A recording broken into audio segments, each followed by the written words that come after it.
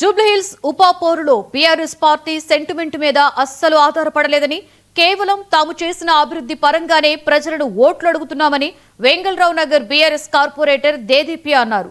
మాగంటి గోపీనాథ్ ఎమ్మెల్యేగా 3 పర్యాయాలలో జూబ్లీహిల్స్ ని అడుగడుగునా అభివృద్ధి చేశారని చెప్పారు. ప్రతిసారి కాంగ్రెస్ నాయకులు సెంటిమెంట్ అంటూ అనవసరమైన విమర్శలు చేస్తున్నారని, కాంగ్రెస్ చేస్తున్న విమర్శలకు జూబ్లీహిల్స్ ప్రజలే గట్టి గుణపాఠం చెప్తారని అన్నారు. జూబ్లీహిల్స్ ఉప ఎన్నికలలో బీఆర్ఎస్ పార్టీ భారీ విజయాన్ని నమోదు చేసుకోబోతుంది అంటున్న వెంగళరావు నగర్ కార్పొరేటర్ దేదీప్యతో మా ప్రతినిధి Teja face to face. Jubilee Hills ఉప ఎన్నిక ప్రచారంలో అయితే మాత్రం బీఆర్ఎస్ పార్టీ శ్రేణులు దూసుకుపోతున్నారు. ప్రస్తుతం మనతో వెంగళరావు నగర్ బీఆర్ఎస్ పార్టీ కార్పొరేటర్ దేదీప్య గారు మనతో ఉన్నారు. మాట్లాడదాం. మేడం నమస్తే. ఎట్లా నిజంగా ప్రచారం చూస్తే చాలా హోరాహోరీగా సాగుతుంది, నువ్వా నేనా అనేటువంటి స్థాయిలో సాగుతుంది. బీఆర్ఎస్ పార్టీ పరిస్థితి ఇక్కడ ఏ విధంగా ఉండబోతుంది? హోరేం లేదు, ఓన్లీ వన్ సైడే నడుస్తుంది. మొత్తం జూబ్లీహిల్స్ అంతా వన్ సైడే నడుస్తుంది. బీఆర్ఎస్ పార్టీయే నడుస్తుంది, కేసీఆర్ గారే నడుస్తున్నారు. ఎందుకంటే ప్రతి ఇంటింటికి వెళ్ళినా, ఏ ఇంటి గడప తొక్కినా కూడా వాళ్ళే చెప్తున్నారు, మేము కేసీఆర్ గారిని గెలిపించుకుంటాం, కేసీఆర్ గారు మాకు ముఖ్యమంత్రి మళ్ళీ అవ్వాలి, కాబట్టి డెఫినెట్గా జూబ్లీహిల్స్లో మళ్ళీ బీఆర్ఎస్ జెండా ఎగరైపోతున్నాము అని చెప్పి పబ్లికే మాకు చెప్తున్నారు. ఎందుకంటే కేసీఆర్ గారి పాలనలో 10 సంవత్సరాల కేసీఆర్ గారి పాలనలో మాకు చాలా సంక్షేమాలు అందినాయి, అలాగే అభివృద్ధి జరిగింది. ఇప్పుడు ఏం అసలు చూసే నాదుడే లేరు, కనీసం పలకరించే మాట్లాడే వాళ్ళే లేరు. కాబట్టి డెఫినెట్గా వాళ్ళంతా వాళ్ళే చెప్తున్నారు పబ్లిక్ మేము మీకే ఓటేస్తామని. మీరేమో అసలు కాంగ్రెస్ పార్టీ ఏ విధమైనటువంటి అవన్నీ 420 హామీలు అని చెప్పి బీఆర్ఎస్ పార్టీ విమర్శిస్తుంది. కానీ కాంగ్రెస్ పార్టీ నాయకులు మాత్రం మేము ఆల్రెడీ అన్ని హామీలు ఇచ్చినట్టు నెరవేరుస్తున్నామని చెప్పి అని అంటున్నారు. ఎలా చూస్తారు? మీరు మనం కెమెరా తీసుకుని వెళ్దాం, ఇంటింటికి వెళ్దాము, మీరే అడగండి పబ్లిక్ని డైరెక్ట్గా. ఇది మేము చెప్పుకునేది కాదు, మేమేమి సెల్ఫ్ డబ్బాలు కొట్టుకోవట్లేదు. పబ్లిక్ అంతటా పబ్లిక్ నేను చెప్తున్నాను, ఇంత వ్యతిరేకత 2 సంవత్సరాల్లో కాంగ్రెస్ పార్టీకి ఇంత వ్యతిరేకత నాకు తెలిసి గతంలో కూడా వచ్చుండదు. అంత వ్యతిరేకత రావడం జరిగింది. ఇప్పుడు ప్రతి ఒక్కళ్ళు ఏ ఇంటికి వెళ్ళినా కూడా ఏం చేశాడు మాకు రేవంత్ రెడ్డి, అన్ని జూటా హామీలు ఇచ్చారు, 6 గ్యారెంటీలు ఇస్తా అన్నారు, ఒక గ్యారెంటీ కూడా అమల్లోకి తీసుకురాలేదు. 2500 మహిళా భృతి ఇస్తా అన్నాడు, ఇవ్వలేదు.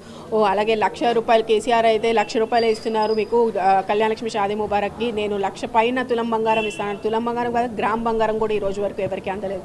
మీకు బాకీ కార్డులు మేము దానికోసం మేము బాకీ కార్డులు చేయించడం కూడా జరిగింది. అలాగే ₹2,000 పెన్షన్, ₹200 ఉన్న పెన్షన్ని 2,000 చేసింది కేసీఆర్ గారు. ఎవరు అడగలేదు, 2,000 చెయ్యండి అని కూడా ఎవరు అడగలేదు, ఆయన చేసి ఇచ్చింది. అలాగే ఒక ఆడపిల్ల పెళ్ళైతే పేద కుటుంబం వాళ్ళు అప్పు చేసి పెళ్లి చేయాల్సి వస్తుందని చెప్పి ₹1,00,000 కళ్యాణలక్ష్మి షాదీ ముబారక్ పథకాన్ని మొదలుపెట్టారు. దళిత బంధు, బీసీ బంధు, మైనార్టీ బంధు, అలా ప్రతి వర్గానికి కేసీఆర్ గారు ప్రతి ఒక్క పథకాన్ని మనం అందించాం. కాబట్టి అలానే చూసుకుంటే 10 years లా అండ్ ఆర్డర్ ఎంత డిస్టర్బెన్స్ లేకుండా ఎంత పీస్ఫుల్గా, మెయిన్గా జిహెచ్ఎంసీ హైదరాబాద్ సిటీలో పబ్లిక్ కోరుకునేది బేసిక్ ఫెసిలిటీస్. మేము పీస్ఫుల్గా బ్రతకాలి, పీస్ఫుల్గా ఉండాలి, ప్లస్ విత్ మంచి రోడ్ల మీద ఉండాలి, సివరేజ్ సిస్టమ్ బాగుండాలి, వాటర్ సప్లై మంచిగా ఉండాలని అది మనం బేసిక్ మొత్తం కూడా 10 years మీరు చూసుకుంటే కేవలం జూబ్లీహిల్స్ కాన్స్టిట్యున్సీలో మాగంటి గోపీనాథ్ గారి ఆధ్వర్యంలో ఆల్మోస్ట్ 80% వరకు మేము వర్క్స్ అన్ని కూడా ఫినిష్ చేసేయడం జరిగింది.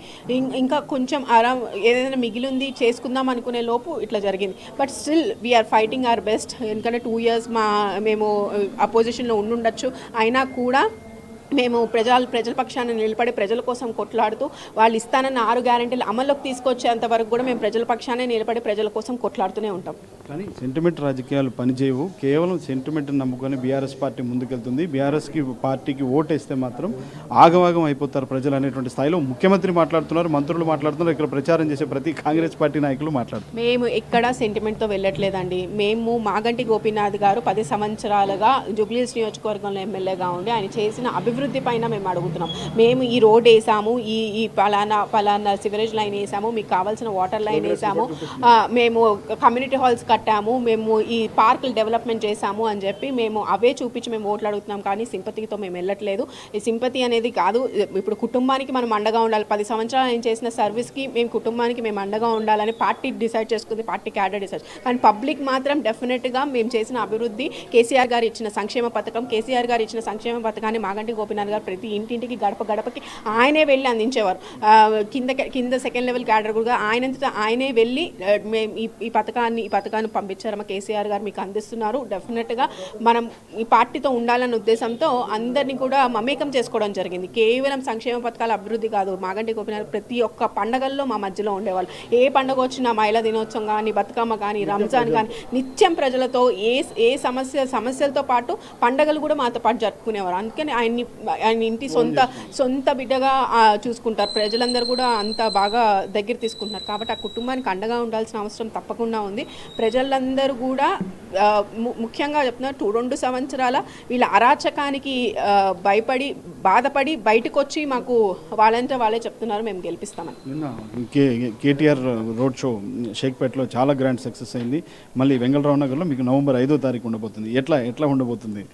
అంతకన్నా డబల్లే ఉంటుందండి. ఎందుకంటే స్థానికంగా చెప్తున్నా మాకు ఇక్కడ చాలా సక్సెస్ఫుల్, మాకు అన్ని పనులు కూడా జరిగినాయి. అలానే షేక్పేటలో కూడా పెద్ద ప్రాజెక్ట్స్ కూడా కట్టడం జరిగింది.